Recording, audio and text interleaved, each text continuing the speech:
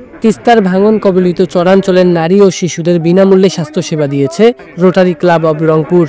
গঙ্গাচড়া উপজেলার লক্ষ্মীতারি ইউনিয়নের মহিপুর ব্রিজ সংলগ্ন এলাকায় এতে ৩ শতাধিক নারী ও শিশুদের বিভিন্ন রোগের পরীক্ষা নিরীক্ষা সহ ব্যবস্থাপত্র দেন বিশেষজ্ঞ চিকিৎসকরা।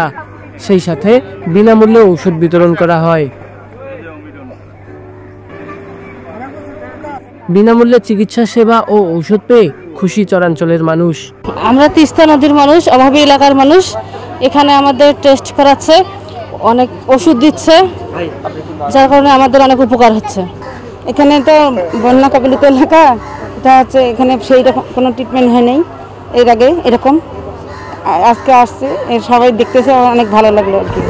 আমাদের এখানে মানে গ্রাম এলাকা, নদীর যাতে চিকিৎসার ইয়েটা ভালো হয় সেজন্য অনেক ভালোই লাগলো। আবার হাত পা ঝিমঝিম করে, এই জন্য এখান থেকে ক্যালসিয়াম ট্যাবলেট দিল, আবার ভিটামিন দিছে, সেই সব মিলে ভালোই লাগলো। ভাঙন কবলিত পিছিয়ে পড়া জনগোষ্ঠীদের চিকিৎসা সেবা প্রদানে আগামীতেও এ ধরনের কার্যক্রমের আয়োজন করবে রোটারি ক্লাব অব রংপুর। আমাদের আজকে যে প্রোগ্রামটা, এটা হতদরিদ্র এবং তিস্তার যে আমাদের সকলেই জানে যে তিস্তার একটা অভাবী এলাকা। এখানে চর এলাকার লোকরা যারা মেডিকেলে ভালো চিকিৎসার জন্য যেতে পারে না এবং এখানকার বাচ্চাদের যারা ভালো চিকিৎসা হয় না, আমরা এই হতদরিদ্র মানুষদের পাশে এসে দাঁড়িয়েছি তাদের আমরা চিকিৎসা ব্যবস্থা করার জন্য।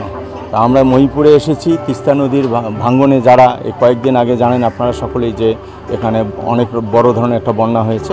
আমরা এই বন্যা কবলিত মানুষদেরকে, যারা গর্ভবতী মা এবং শিশুদেরকে আমরা সুচিকিৎসা দেওয়ার একটা প্রোগ্রাম নিয়েছি। এখানে আমরা মেডিসিন দিচ্ছি, আলট্রাসোনোগ্রাম করতেছি এবং তার সাথে অনেক বড় বড় ডাক্তারকে নিয়ে এসেছি। এবং এনারা যদি কোনো রকম বড় ধরনের প্রবলেম হয়, আমরা রংপুর মেডিকেলে আমাদের রোটারি ক্লাবের মাধ্যমে আমরা তাদেরকে রংপুরে অ্যাডমিশন করার ব্যবস্থা করব।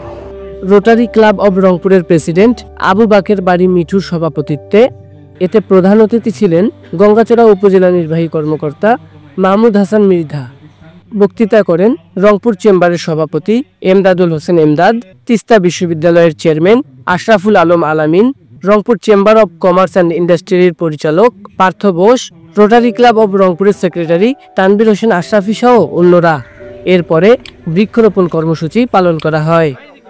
নিউজ ডোর ডেস্ক রিপোর্ট।